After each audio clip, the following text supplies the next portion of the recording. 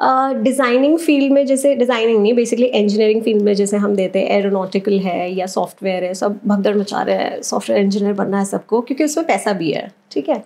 तो जैसे ये डिज़ाइनिंग फील्ड है, इसमें बहुत कम लोग देखने के लिए मिलते हैं, तो ऐसा क्यों है? वर्सेस इसमें पैसा कितना है कितना है, मतलब उस हिसाब से आप प्लीज़ आंसर द क्वेश्चन। लोग इसलिए इस फील्ड में कम है क्योंकि शायद आधे लोग फिगर आउट ही नहीं कर पाते हैं कि ऐसी कोई चीज़ है, डायरेक्शन लेस है ना। जी बिल्कुल। इवन इफ दे वांट ना, पता नहीं है क्या करना है, कैसे करना है। जैसे आपको 12th के बाद पता था, अभी उनको पता ही नहीं है। 12th के बाद करना तो है, दिमाग में है, अपनी बाइक बनानी है, अपनी गाड़ी बनानी है, लेकिन कैसे, दे डोंट नो। सो अगर आप देखेंगे बहुत सारे कॉलेज हैं, जैसे NID हो गया जो I think top of the line अभी इंडिया में, वहाँ पे डेडिकेटेड कोर्सेज है इस चीज़ के लिए, एंड सिर्फ मोटरसाइकिल्स के नहीं, कार्स, यॉट्स, शिप्स, बोट्स, सो हर चीज़ की डिज़ाइनिंग की एक प्रोसेस होती है। अभी जैसे अगर आप देखेंगे हमारे आसपास जो भी चीज़ें हैं, उसमें शायद किसी डिज़ाइनर ने बैठ के सोचा है, उसे स्केच किया है, उसे पेपर पे उतारा है, और फिर इंजीनियर्स का डिस्कस करके उसे बनाया है एक्चुअल में।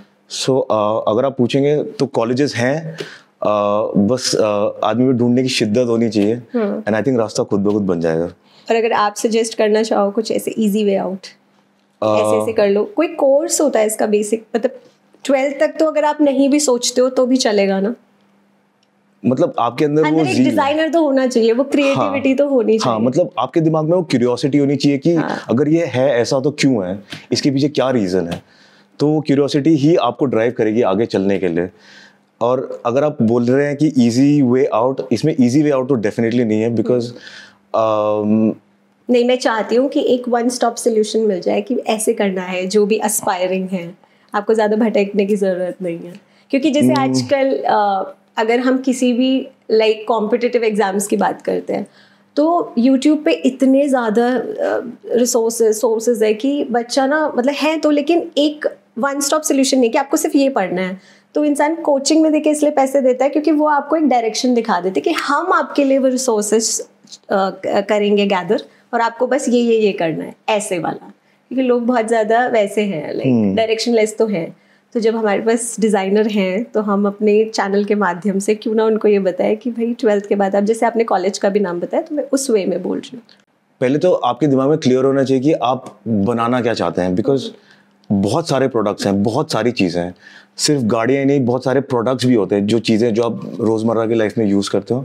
तो आपके दिमाग में वो क्लैरिटी होनी चाहिए पहले कि आप किस चीज़ में अपनी स्पेशलाइजेशन करना चाहते हैं। तो पहले तो आप अपना वो फोकस सेट करें, क्योंकि बहुत सारी चीज़ें अगर आप एक स्ट्रीमलाइन फोकस करेंगे तो आपके सक्सेसफुल होने के चांसेस बहुत ज़्यादा है। तो पहले आप वो स्ट्रीम चूज़ करें, और आई थिंक आजकल इंटरनेट के माध्यम से आप आराम से फिगर आउट कर सकते हैं कि आप कौन सा कॉलेज ढूंढना चाहते हैं, इंडिया में भी और अब्रॉड भी।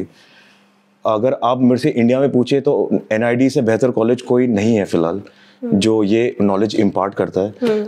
बैंगलोर में एक कॉलेज है स्ट्रार्ट करके, जो कि फ्रेंच गवर्नमेंट के साथ अफिलिएशन में है, जो ये कोर्सेज इम्पार्ट करते हैं। ऑलराइट। तो आप उधर जाएं, एनरोल करें, और उधर में भी जो प्रोसेस है वो काफ़ी स्ट्रीमलाइंड है, बिकॉज पहले 3 साल आप बेसिक डिज़ाइन पढ़ते हैं।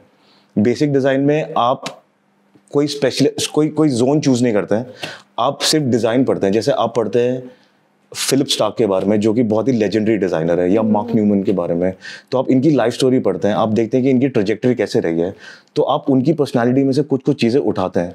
मैंने सिर्फ 2 एग्जांपल दिए, बट बहुत सारे डिज़ाइनर पूरे दुनिया में, इवन इंडिया में, जो काफ़ी लेजेंडरी हैं। तो आप उनकी लाइफ को देख के आप उनसे कुछ पिकअप कर सकते हैं, and I think her designer की स्टोरी अलग होती है। तो इंडिया में जब है तो लोग बाहर क्यों जाते हैं? हम लोग कहाँ लैग कर रहे हैं? देखिए, हर कंट्री की अपनी फिलॉसफी होती है। अब जैसे आप इंडिया को देखेंगे, इंडिया में आर्टिफैक्ट्स, कल्चर, ये सारी चीजें बहुत ज्यादा अव्वल दर्जे की की जाती हैं। कोई no competition at all. Fabric का काम अगर आप देखें, टेक्सटाइल का काम देखें, पैटर्न्स का अगर आप काम देखें, इंडिया में I think nobody can beat India in that.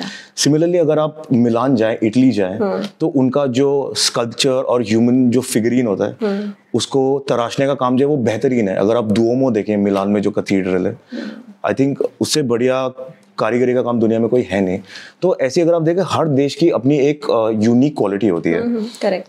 तो आई थिंक वो डिज़ाइनर पे भी डिपेंड करता है कि वो कैसी ट्रेजेक्टरी लेना चाहता है, जैसे अगर आप मेरे से पूछे तो मेरे कुछ दोस्त जापान से भी पढ़े हुए हैं।